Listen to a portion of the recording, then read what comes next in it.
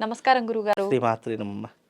గురుగారు, శ్రావణ మాసం వచ్చింది అనగానే అందరి ఆడవాళ్లకు ఒక పెద్ద పండగ వరలక్ష్మి వ్రతం. అవునమ్మా. ఈ వరలక్ష్మి వ్రతాన్ని ఆచారం, ఆనవాయితీ ఉంటేనే హ్మ్. చేసుకోవాల్సి ఉంటుందా? హ్మ్. లేదు ఎవరి ఇష్టానుసారంగా వాళ్ళు చేసుకోవాల్సి ఉంటుందా? హ్మ్. అసలు ఈ వ్రత విధానం కూడా చాలా మంది ఆడవాళ్ళు ఎవరికి వాళ్ళుగానే పుస్తకం ముందు పెట్టుకొని అవును. చేసుకుంటూ ఉంటారు. హ్మ్. ఈ రకంగా చేసుకుంటే ఫలితం ఉంటుందా? లేదంటే పురోహితున్నే పిలిచి చేసుకోవాలా? హ్మ్. అమ్మవారికి పెట్టే నైవేద్యం దగ్గర నుంచి, పూల దగ్గర నుంచి ప్రతి ఒక్కటి కూడా డౌట్స్ ఉంటూనే ఉంటాయి గురుగారు. అవునమ్మా. వాటన్నిటి గురించి తెలియజేయండి. ప్రేక్షకులందరికీ శ్రీమాత్రి నమః. శ్రీ గురుభ్యో నమః. శుద్ధలక్ష్మీర్మోక్షలక్ష్మీ జయలక్ష్మీ సరస్వతి శ్రీలక్ష్మీ వరలక్ష్మీశ్చ ప్రసన్నా మమ సర్వదా. మనకు 8 రకాలైనటువంటి లక్ష్మీదేవులు ఉంటారు. అష్టలక్ష్ములు అంటారు. హ్మ్. వరలక్ష్మీదేవి అందులో ఒకటే వరలక్ష్మీదేవి. వరాలిచ్చేటటువంటి తల్లి వరలక్ష్మీదేవి. హ్మ్. అయితే ఇక్కడ శ్రావణ మాసంలో 2వ శుక్రవారం నాడు ఆచరించేటటువంటి వ్రతము వరలక్ష్మీదేవి యొక్క వ్రతం. అంటే పౌర్ణమికి ముందుగా వచ్చేటటువంటి వ్రతం వరలక్ష్మీదేవి యొక్క వ్రతం. హ్మ్. ఇది కేవలము కొద్ది మందే చేసుకోవాలా? అందరు చేసుకోవచ్చు. హ్మ్. ఇక్కడ కొద్దిమంది అందరూ అనేటటువంటి తారతమ్యం ఎక్కడా దిగడం భగవంతుడి దగ్గర చూయించలేదు. ఎవ్వరైనా సరే హ్మ్. కులము, మతము, జాతి, భేదము అనేటటువంటి ఇది లేకుండా ఓకే. భగవంతుణ్ణి ఆరాధించడానికి సమస్త 84,00,00,000,000 జీవరాశులు ఏ జీవైనా కూడా ఆరాధించడానికి అందరూ అర్హులే. హ్మ్. వీళ్ళు కాదు అనడానికి ఆస్కారం లేదు. లేదు. అది మనం క్రియేట్ చేసుకున్నటువంటిది, కొంతమంది మూర్ఖులు క్రియేట్ చేసినటువంటిదే తప్ప హ్మ్. అమ్మవారి యొక్క ఆరాధన ఎవరైనా చేసుకోవచ్చు. స్తోమతకు తగ్గినటువంటి విధంగా, స్తోమతకు మించకుండా వాళ్ళ వాళ్ళ యొక్క స్థాయిలో వాళ్ళు వ్రతాన్ని చేసుకోవచ్చు. ఓకే. ఇక్కడ వరలక్ష్మీదేవి యొక్క వ్రతం అనేటువంటిది కలశం మనం పెట్టుకుంటాం. హ్మ్. మనం ఏదైనా ఒక వ్రతం చేస్తున్నామంటే దానికి పద్ధతి చాలా అవసరం. దానికి మంత్రం చాలా అవసరం. హ్మ్. అలాగే మంత్రం ఎందుకు అవసరం అంటే గనక మంత్రము బ్రాహ్మణాధీనం తన్మంత్రము మంత్రం బ్రాహ్మణాధీనం తన్మంత్రం దైవాధీనం. అంటే బ్రాహ్మడి చేతిలో మంత్రం ఉంటుంది. దైవాన్ని పిలవాలంటే మంత్రయుక్తంగానే పిలుస్తాము కాబట్టి హ్మ్. అలాంటి ఒక మంత్రం ద్వారా దైవాన్ని తొందరగా ప్రసన్నం చేసుకోవడానికి బ్రాహ్మణ అనేటటువంటి వాటిని పిలుస్తూ ఉంటాం. ఓకే. మనం చేసే ఒక్కొక్క క్రతువు అక్కడ ఏదైతే ఉంటుందో హ్మ్. ఇప్పుడు మనం కలశ పూజ చేస్తాము. చక్కగా సంకల్పం చేసుకుంటాము. చక్కగా గణపతి పూజ చేస్తాము. అమ్మవారి యొక్క ప్రతిరూపకంగా పీట మీద కలశం పెడతాము. మరి ఆ కలశంలో జలం పోస్తారు. కొంతమంది ధాన్యం వేస్తూ ఉంటారు. మరి కొంతమంది వివిధ రకాలైనటువంటి వస్తువులు వేస్తారు. హ్మ్. అయితే ఇక్కడ ఆ కలశంలో లక్ష్మీదేవి యొక్క రూపాన్ని, లక్ష్మీదేవి యొక్క శక్తిని దాంట్లో ప్రతిష్ఠ చేయాలి అంటే హ్మ్. అది మానవ మాత్రతో సాధ్యం కాదు. తప్పకుండా విధి విధానం తెలిసినటువంటి బ్రాహ్మడి ద్వారానే అది సాధ్యపడుతుంది. కనుక నువ్వు కలశ రూపకంగా పెట్టుకుంటాను అంటే తప్పకుండా బ్రాహ్మణ్ణి పిలిచే వరలక్ష్మి వ్రతాలు చేసుకోవాలి. హ్మ్. లేదండి నేను మామూలుగా పటం పెట్టుకొని దీపం వెలిగించి నేను అమ్మవారి కథను చదువుకుంటాను అన్నటువంటి వారికి బ్రాహ్మడు అవసరం లేదు. ఓకే. వాళ్ళే స్వయంగా అమ్మవారి పటం పెట్టుకొని, దీపం పెట్టుకొని, ఆ వ్రత కథను చదువుకొని, చక్కగా గణపతి పూజ చేసేసుకొని, చక్కగా వచ్చినటువంటి వాళ్ళకు వీలైతే భోజనం, లేదంటే ఏదో వాళ్ళకు తోచినటువంటి విధంగా వాళ్ళకు పసుబొట్టు అనేటటువంటిది ఇవ్వవచ్చు. అంటే ఈ యొక్క తాంబూలం అనేటటువంటిది ఇవ్వవచ్చు. ఈ రకంగా చేసుకునే పద్ధతులు ఉంటాయి. కనుక ఇక్కడ పద్ధతి ద్వారా చేసుకుంటాను, నేను కలశం పెట్టుకుంటాను, విధి విధానంగా చేసుకుంటే బ్రాహ్మణ తప్పకుండా కావాల్సిందే. హ్మ్. బ్రాహ్మణ లేకుండా చేసుకోవడానికి అవకాశం ఉండదు. ఎందుకంటే ఏ క్రతువుకి ఏ మంత్రం ఉండాలి అనేటటువంటి బ్రాహ్మడికే తెలుస్తుంది. అవును.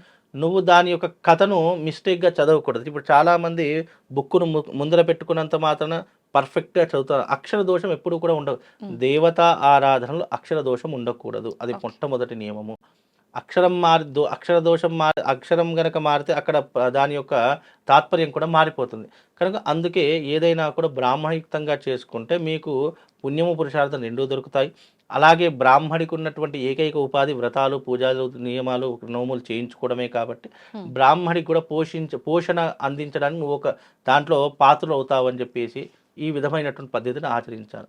అయితే బ్రాహ్మడి ద్వారా చేయడం ఎందుకు అంటే మంత్రయుక్తంగా చేస్తాడు, హ్మ్. విధి విధానంగా చేస్తాడు అనేటటువంటి ఒక నియమం ద్వారా బ్రాహ్మణ్ణి ఏర్పాటు చేసుకుంటాం. ఓకే.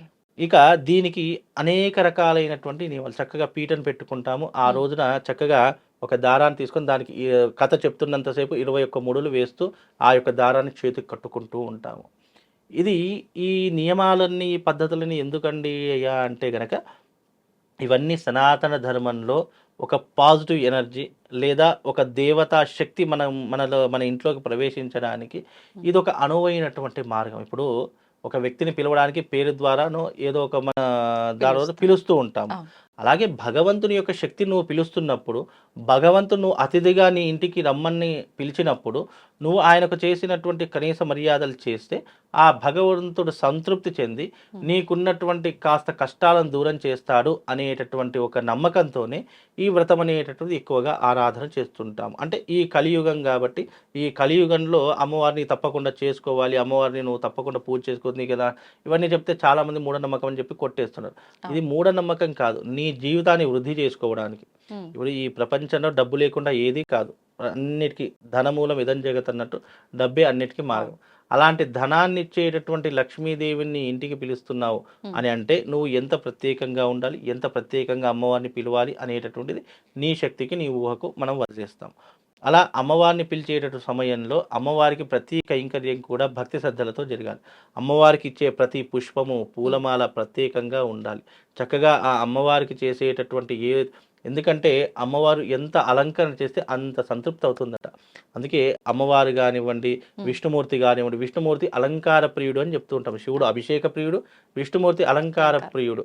అలాగే అమ్మవారికి కూడా అంతే, ఎంత అలంకరణ చేస్తే అంత విశేషంగా అమ్మవారు పొంగిపోతుందట. అందుకే స్త్రీలు ఎక్కువగా మేకప్ ఎందుకు వేస్తున్నది, ఎంత అందంగా కనిపించాలి అనేటటువంటిది ఎలాగైతే ఉంటుందో, అలాగే అమ్మవారి యొక్క శక్తిని మనం ఎంత రూపకల్పనగా దిద్దితే, ఎంత చక్కగా అలంకరణ చేస్తే అంత మంచిగా అమ్మవారి తిష్ట వేసి మన ఇంట్లో కూర్చుంటుందట. అందుకే వరలక్ష్మి వ్రతం అంటే చక్కగా కలశానికి చక్కగా అమ్మవారి ముఖం పెట్టేసేసి ఎంతో చక్కగా అలంకరణ చేస్తూ ఉంటారు. అది విశేషంగా అలా చేయడం ద్వారా కూడా మనకు ఎన్నో రకాలైన పాజిటివ్ ఎనర్జీస్ వస్తూ ఉంటాయి. మన ఇంట్లోకి లక్ష్మీదేవి రావడానికి ఈ వరలక్ష్మి వ్రతాన్ని మనం చేసుకుంటాం. వరాలు ఇచ్చేటటువంటి తల్లిగాను ఆ వరలక్ష్మీదేవి యొక్క వ్రతాన్ని చేసుకోవాలి. అలా చేసుకోవడం ద్వారా ఏం జరుగుతుంది అంటే, మనము సనాతన ధర్మంలో, హైందవ ధర్మంలో పండుగలు, ఈ యొక్క ప్రత్యేకతలు ఎందుకు పెట్టారు అంటే గనక, ఇవన్నీ కూడా మనిషి జీవితంలో ఉద్ధరింపజేసుకోవడానికి.